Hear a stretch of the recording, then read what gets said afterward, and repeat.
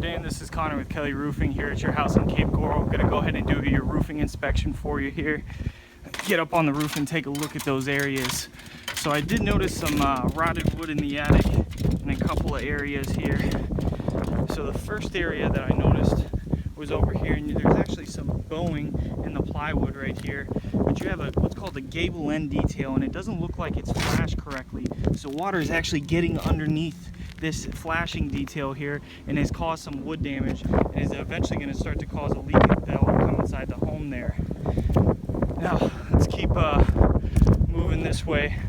On the right side of the home, there's also an issue, and if we look right here, there's actually a nail pop that's coming through here. You can see this fastener is just completely popping out, and that's actually going to allow water to get underneath there and cause a leak.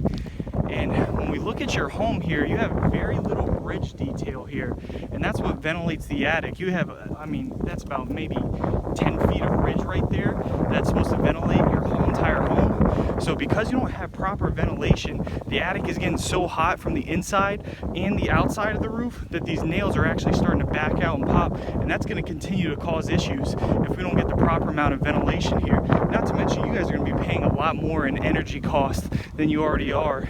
So we can definitely help get the proper amount of ventilations installed on this roof so that you don't keep having these nail pops, and get your cooling bill down as well.